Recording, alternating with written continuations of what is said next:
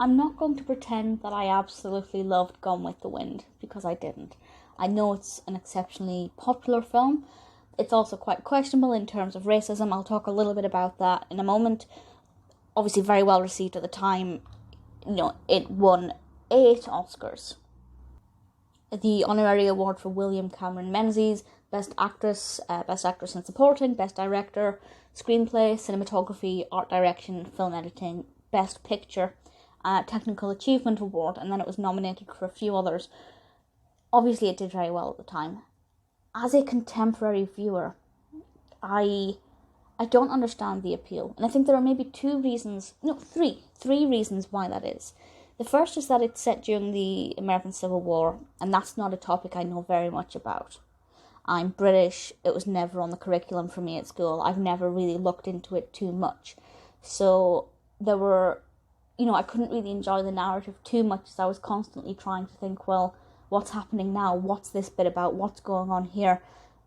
Obviously it was explained to a degree, but I feel like having some background information would have been a lot more useful for me personally. The second reason is that it's too long. It is, it's nearly 4 hours.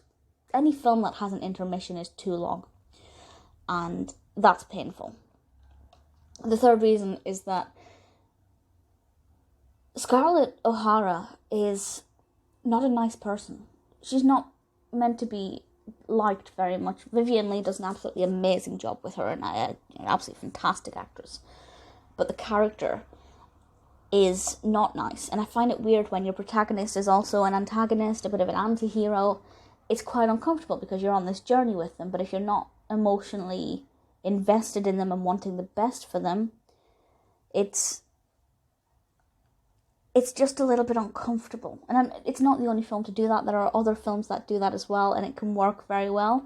But with Gone with the Wind, coupled with the other reasons why I didn't really love it, it's just one more notch for why I didn't exactly fall in love with it. It's also a romance film. It's a dramatic historical romance.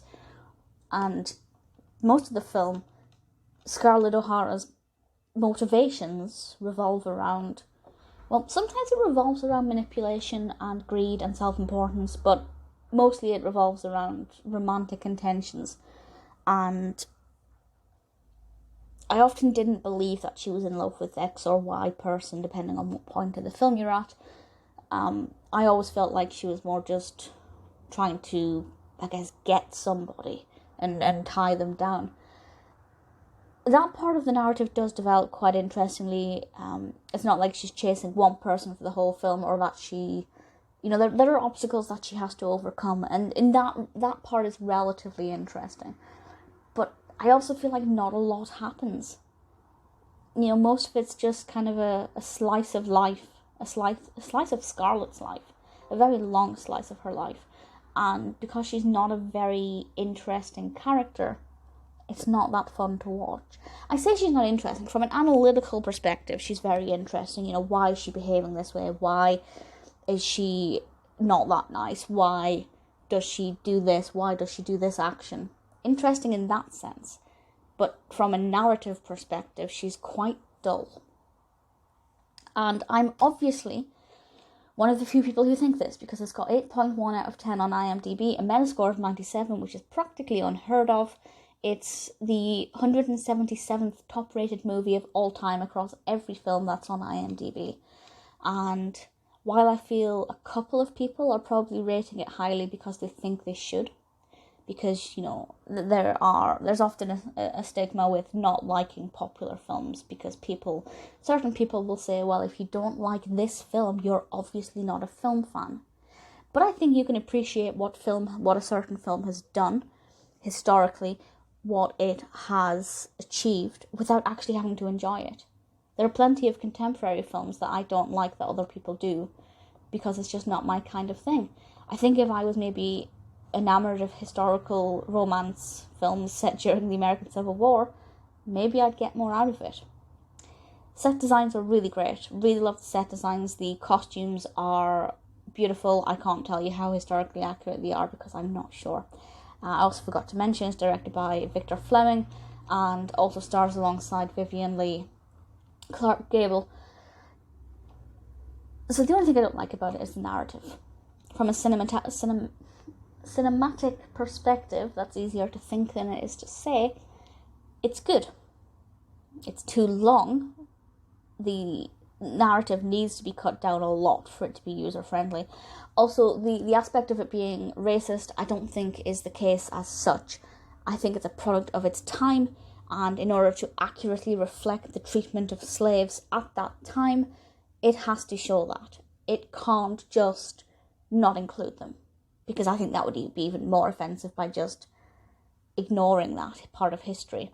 So actually, while today it might be quite insensitive, it's a product, not even a product of its time. It reflects the time period that it touches upon. So it's like saying Django Unchained is racist. I mean, yeah, obviously it is in one respect, but it's a historical film and serves a purpose. So I actually don't read that into it at all. Not saying that it's perfect, of course. It's not the worst film I've ever seen, but I genuinely do not understand why it is so successful. There is a lot about it that works well. Also, it's rated PG. I can't think of one person who would enjoy this under the age of 15, 12. I don't know. It's just, I feel like it's not a very user-friendly film. If you dip in and out of it, it might be okay, but generally speaking, it's just heavy going and a lot to take in. Maybe if I ever study the American Civil War, which I probably should. It's a gap in a gap in my knowledge that I really need to kind of plug. If that's the case, then I might revisit it. But at the moment, watching it once was certainly enough.